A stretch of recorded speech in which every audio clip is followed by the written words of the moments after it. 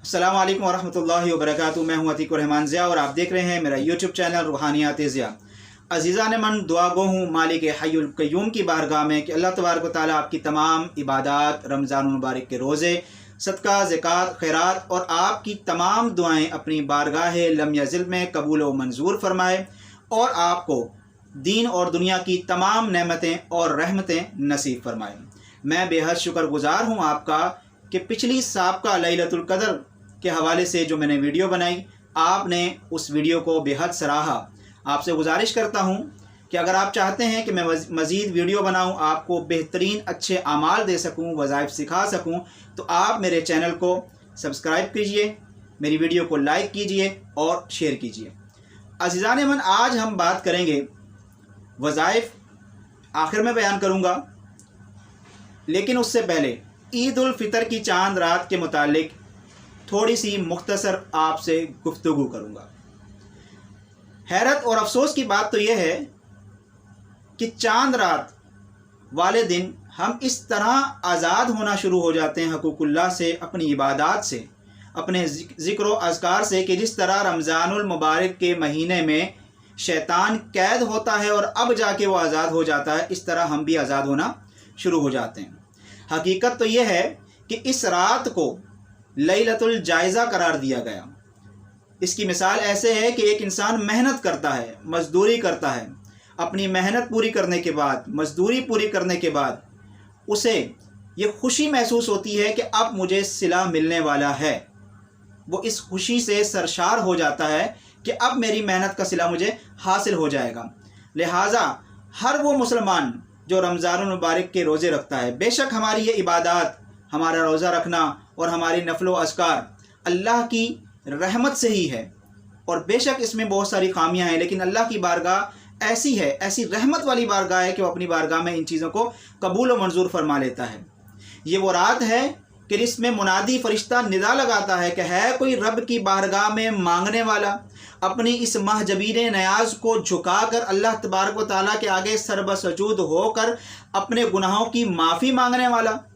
लेकिन अफसोस का मकाम तो ये होता है कि हम इस रात और पूरी रात को बाज़ारों के अंदर चक्कर लगाते हैं और लहू और लुआब का मशगला हम इख्तियार करते हैं। ये वो रात है जिसके बारे में हदीस पाक के अंदर आता है कि ये चांद रात, यानी कि ईद उल फ़ितर की चांद रात दुआ के कबूलियत की रात है। ईद उल फ़ितर की चांद रात अल्लाह तबारक व तआला जहन्नम से खुलासी फरमा देते हैं। जो इंसान इस रात को इबादत करता है, अल्लाह तबारक व तआला उसकी इबादत को कबूल फरमाते हैं, उसकी दुआओं को कबूल फरमाते हैं, और जो शख्स इस रात को इबादत करता है, अल्लाह तबारक व तआला उस पर जन्नत वाजिब फरमा देते हैं।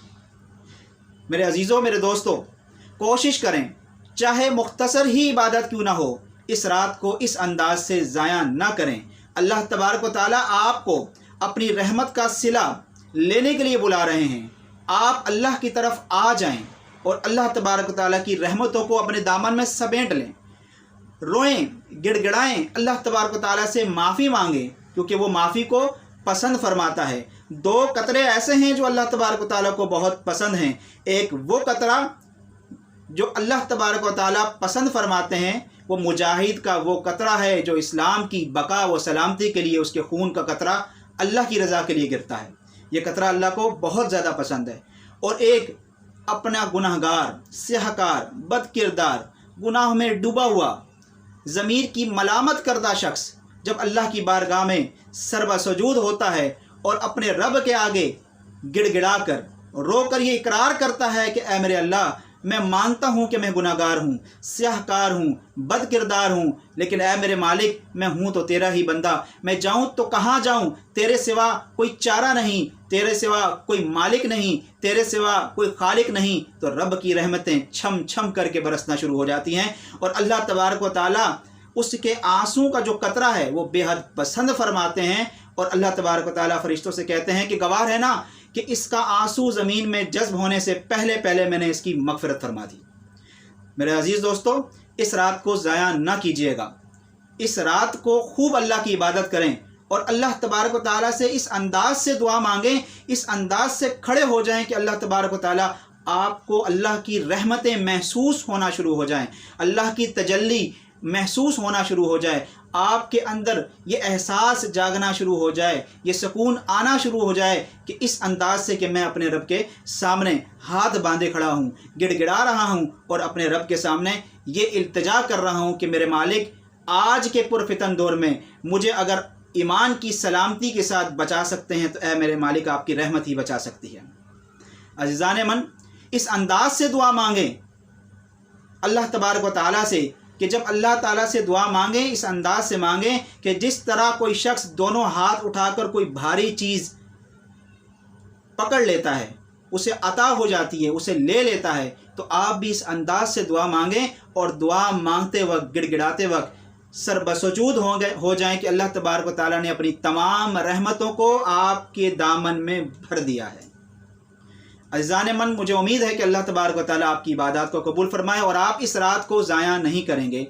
میرے لیے بھی دعا کیجیے گا، میرے والدین کے لیے بھی، میرے عزیز رشتہ دار، عزیز و اقارب، میرے اساتذہ کے لیے بھی دعا کیجیے گا۔ میں بھی آپ کے لیے انشاءاللہ دعا گو ہوں کہ اللہ تبارک و تعالیٰ دین اور دنیا کی تمام بھلائیاں، رحمتیں آپ کے مقدر میں اور آپ کے نصیب میں لکھ دیں۔ اس کے بعد آخر میں 2 بہترین وظائف میں آپ کو ہدیہ کر رہا ہوں، کیونکہ چاند رات شروع ہو جائے گی اور چاند رات کے بعد نوچندی جو دن ہوتے ہیں، نوچندی ایام جو ہوتے ہیں وہ شروع ہو جاتے ہیں۔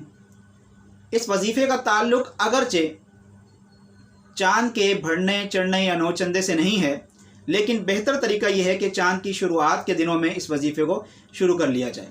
اگر آپ چاہتے ہیں کہ فتوحات کے دروازے اللہ تبارک و تعالیٰ آپ کے لیے کھول دے اور رزق چھم چھم کر برسنا شروع ہو جائے اور کبھی بھی آپ کی نسلوں تک کمی نہ آئے، تو ان 2 وظائف کو پڑھنا معمول بنا لیں، خود پڑھیں، اپنے دوست احباب کو شیئر کریں اور اسی کے ساتھ اپنے بچوں کو بھی یاد کروا دیں اور ان کو بھی اس پر عمل درآمد کروائیں۔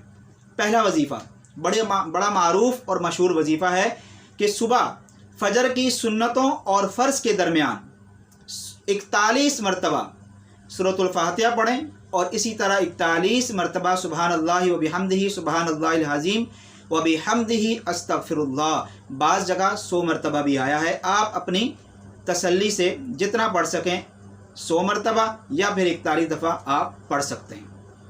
41 مرتبہ سورۃ الفاتحہ اور 41 مرتبہ سبحان اللہ و بحمدہ سبحان اللہ العظیم و بحمدہ استغفر اللہ۔ انشاءاللہ آپ کے رزق میں اس انداز سے اللہ تبارک و تعالیٰ کشادگی فرما دیں گے کہ آپ کا رزق آپ کی نسلوں تک کم نہیں پڑے گا۔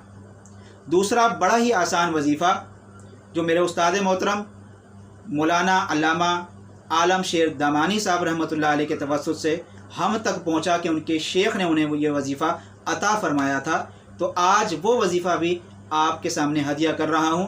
بڑا ہی آسان وظیفہ ہے۔ اگر آپ سورۃ الفاتحہ 41 دفعہ اور سبحان اللہ و بحمدہ سبحان اللہ العظیم و بحمدہ استغفر اللہ نہیں پڑھ سکتے، وقت کی قلت ہے، کم ہے وقت، تو آپ اس وظیفے کو جاری کر دیں کہ فجر کی سنتوں اور فرض کے درمیان 100 مرتبہ اللہ الصمد اللہ الصمد 100 مرتبہ پڑھنا معمول بنا لیں۔ انشاءاللہ اللہ تبارک و تعالیٰ جب تک آپ تحیات ہیں رزق کی کمی آپ کے سامنے کبھی نہیں آئے گی۔ اللہ تبارک و تعالیٰ ایسے غیب کے خزانے سے وسیع پیمانے پر اللہ تبارک و تعالیٰ آپ کو رزق فراہم کرے گا کہ آپ کا دسترخوان وسیع ہو جائے گا۔ آپ جتنا بھی خرچ کریں گے اتنا ہی عطا ہونا شروع ہو جائے گا۔ لیکن یاد رکھیے، جب آپ کو رزق عطا ہونا شروع ہو جائے، دولت عطا ہونا شروع ہو جائے، تو 2 کام لازمی کیجیے گا، ایک تو صبر اور دوسرا شکر، اور تیسرا بہترین کام ان 2 کاموں کے علاوہ اپنے اعمال میں سے، اپنے مال میں سے صدقہ ضرور نکال لیا کریں۔ اپنے مال سے صدقہ نکالنا اس طرح ہے جیسا کہ آپ نے اللہ سے تجارت کر لی، اور اللہ سے تجارت کی ہوئی جو تجارت ہے وہ قیامت تک ختم نہیں ہو سکتی۔ عزیزان من، اگلی ویڈیو تک کے لیے مجھے اجازت دیجیے۔ آپ تمام اہل اسلام کو عید الفطر کی خوشیاں مبارک ہوں۔ میری دعا ہے کہ اللہ تبارک و تعالیٰ آپ کی عبادات کو اپنی بارگاہ میں قبول و منظور فرماتے ہوئے آپ کی تمام نیک تمنائیں اور آپ کی حاجات پوری فرمائے، اور آپ پر اللہ تبارک و تعالیٰ دین و دنیا کی رحمت نصیب فرمائے، اور فتنہ دجال سے اللہ تبارک و تعالیٰ آپ کی، میری اور تمام عالم اسلام کی حفاظت فرمائے، اور ایمان کی سلامتی بھی نصیب فرمائے، اور موت ہماری اللہ تبارک و تعالیٰ ایمان کی سلامتی کے ساتھ نصیب فرمائے۔ اگلی ویڈیو تک کے لیے اجازت دیجیے گا۔ اپنا خیال رکھیں، اپنوں کا خیال رکھیں۔ والسلام علیکم ورحمۃ اللہ وبرکاتہ۔